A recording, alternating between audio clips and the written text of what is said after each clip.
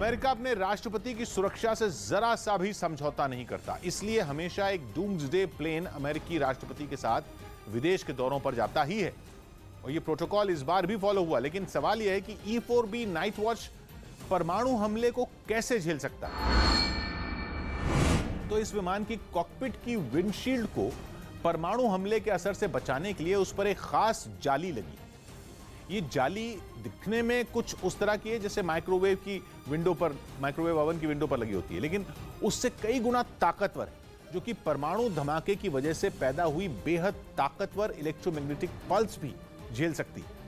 America के E-4B night watch plane की body पर भी परमाणु धमाके से पैदा हुई गर्मी और उसके रेडिएशन से बचाने वाला पूरा कवच लगा हुआ है।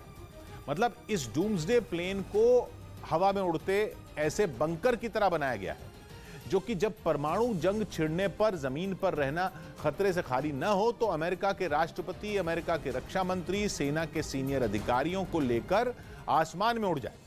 लेकिन E-4B नाइट वॉच का रोल यहीं खत्म नहीं होता, बल्कि उसमें कम्युनिकेशन और मॉनिटरिंग के बेहद हाईटेक इक्विपमेंट भी लगे हैं। यानी अमेरिका का डूम्सडे प्लेन हवा में उड़ते वॉर रूम का काम भी कर सकता है। परमाणु युद्ध की सूरत में जब अमेरिका की सेना का जमीन पर मौजूद कम्युनिकेशन का सारा सिस्टम ही ध्वस्त हो जाए, तब उसका डूम्सडे प्लेन हवा में कमांड और कंट्रोल सेंटर बन जाएगा, ताकि अमेरिकी राष्ट्रपति आसमान में रहकर जमीन पर लड़ी जा रही जंग पर बारीकी से नजर रख सकें। E-4B नाइट वॉच का कम्युनिकेशन सिस्टम इतना तगड़ा है कि उसके जरिए अमेरिका के राष्ट्रपति और उनके सैन्य अधिकारी दुनिया के जिस भी कोने में अमेरिका की फौज तैनात है वहां उससे संपर्क कर सकते हैं, उसे परमाणु हमले का ऑर्डर दे सकते हैं।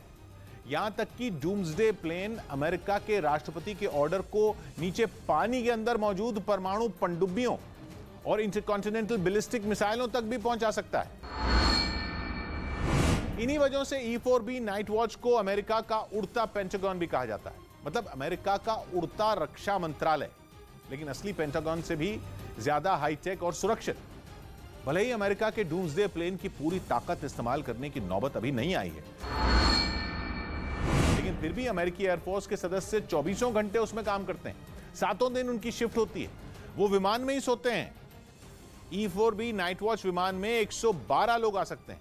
इसमें 4 ताकतवर इंजन लगे हैं, जिनकी बदौलत ये एक बार ईंधन भरने के बाद लगातार 12 घंटे तक हवा में उड़ सकता है। लेकिन 12 घंटे बाद भी ईंधन डालने के लिए इस विमान को जमीन पर लाने की जरूरत नहीं। हवा में रहते हुए ही अमेरिका के डूम्सडे प्लेन में तेल भरा जा सकता है और फिर तो वो कई दिनों तक आसमान में बना रह सकता है। अपनी इन्हीं खासियतों की वजह से 3 साल पहले इसकी कीमत 22 करोड़ 30 लाख डॉलर आकी गई थी, मतलब कि भारतीय रुपयों में 1700 करोड़ से भी ज्यादा। अमेरिका का डूम्सडे प्लेन इतना महंगा है कि उसे 1 घंटे के लिए उड़ाने के लिए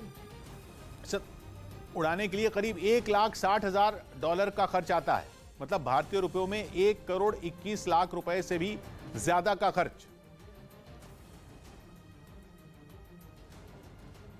इस लिहाज से अमेरिकी वायुसेना का यह सबसे महंगा विमान है। रूसी सेना ने यूक्रेन की राजधानी कीव के एक इलाके में भीषण बमबारी की, जिससे वहां की कई इमारतों में आग लग गई। इन हमलों के बाद वहां बड़े पैमाने पर राहत और बचाव का काम शुरू किया गया। लेकिन इसी बीच रूस के लड़ाकू विमानों ने फिर उस इलाके को निशाना बनाया, जिससे रेस्क्यू टीम की भी मुश्किलें बढ़ गईं। इन ताबड़तोड़ हमलों की वजह से वो इलाका धुएं के गुबार से ढक गया। यही नहीं, चारों तरफ इतना अंधेरा छा गया कि दिन में भी आसपास की चीजें ठीक से नहीं दिख रही थीं। इसके बावजूद वहां पहुंचे दमकल कर्मी जान जोखिम में डालकर अपने काम में जुटे दिखे। उन्होंने आग की लपटों में घिरी एक इमारत को बुझाने के लिए उसके दरवाजे को तोड़ दिया, ताकि वो अंदर जाकर पानी की बौछार कर सकें। इस काम के लिए दमकल की कई गाड़ियां वहां नजर आईं। इस बीच अमेरिका के मिनेसोटा में एक चिड़ियाघर में बंद पुतिन की मौत हो गई। इस चिड़ियाघर में बंद पुतिन कोई और नहीं बल्कि 12 साल का एक बाघ था, जिसकी दिल का दौरा पड़ने से मौत हो गई। चिड़ियाघर प्रशासन ने इसकी जानकारी दी और अपने इस बाघ की मौत पर दुख जताया। बताया गया कि रूसी राष्ट्रपति व्लादिमीर पुतिन से मिलते जुलते नाम की वजह से ये बाघ अक्सर चर्चा में रहता था और उसे देखने के लिए दूर दूर से लोग चिड़ियाघर पहुंचते थे। लेकिन यूक्रेन युद्ध के बीच जैसे ही पुतिन की मौत की खबर आई, दुनिया भर में लोगों के कान खड़े हो गए। हालांकि तुरंत ही ये भी साफ हो गया कि ये पुतिन एक बाघ है जो अब इस दुनिया में नहीं रहा। इस बाघ का जन्म यूरोप के देश चेक रिपब्लिक में हुआ था और वहीं उसे पुतिन नाम दिया गया। इसके बाद वो 6 साल तक डेनमार्क में भी रहा। फिर पुतिन नाम के इस बाघ को अमेरिका के मिनेसोटा चिड़ियाघर लाया गया और वहीं उसने अपनी आखिरी सांस ली। उधर यूक्रेन में जंग के बीच एक अधिकारी का रूह कंपा देने वाला एक वीडियो सामने आया, जिसमें वो एक सैनिक का कान काटने की बात करता सुनाई दिया। कहा जा रहा है कि ये ऑडियो रूस के एक अधिकारी का है, जिसमें वो एक जूनियर अधिकारी से बात करता सुनाई दिया और उसने उसे एक सैनिक का कान न काटने पर डांटा। कहा जा रहा है कि ऐसा उसने सिर्फ इसलिए कहा क्योंकि सैनिक ने यूनिफॉर्म ठीक से नहीं पहनी थी। Почему у него еще физиономия не изуродована? Почему у него ухо не отрезано?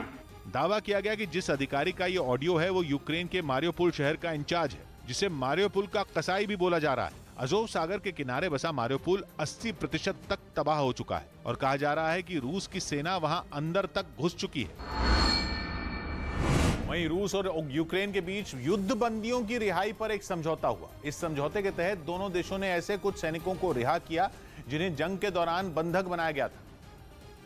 लेकिन दोनों देशों के बीच हुए समझौते के तहत ऐसे सैनिकों की रिहाई हो गई। काला सागर के रास्ते दोनों देशों ने नाव के जरिए एक दूसरे के सैनिकों को भेजा। बंदी बनाए गए सैनिकों की ये अदला बदली काला सागर में इसलिए हुई क्योंकि काला सागर से दक्षिणी यूक्रेन की सीमा भी लगती है और रूस के कब्जे वाले क्राइमिया की भी। दावा यह है कि रूस ने उन सैनिकों को भी रिहा कर दिया जिन्हें स्नेक आइलैंड से बंधक बनाया गया था। काला सागर में स्नेक आइलैंड नाम के टापू पर रूस ने जंग के शुरुआती दिनों में ही कब्जा कर लिया था। उस हमले की एक ऑडियो रिकॉर्डिंग भी वायरल हुई थी जिसमें यूक्रेन के सैनिकों को सरेंडर करने का मौका दिया गया था।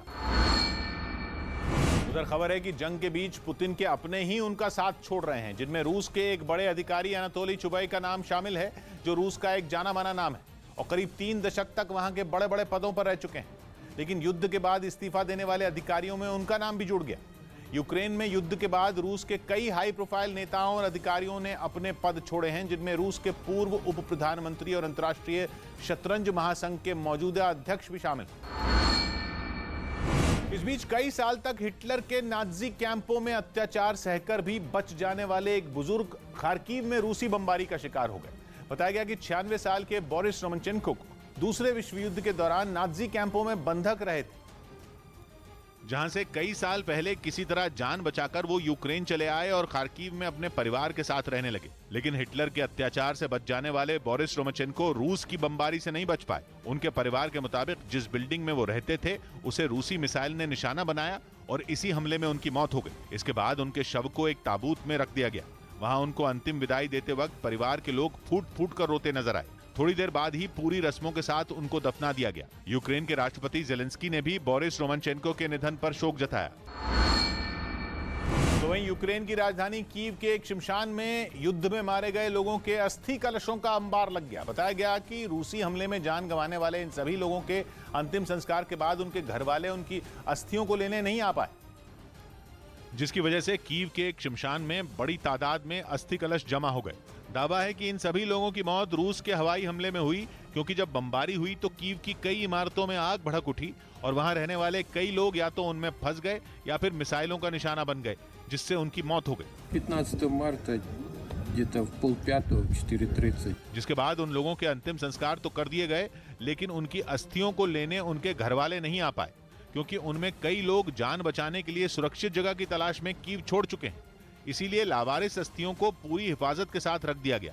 अस्थि कलशों पर मारे गए लोगों के नाम और पते भी लिख दिए गए ताकि घर वाले जब आएं तो उन्हें परेशानी न हो।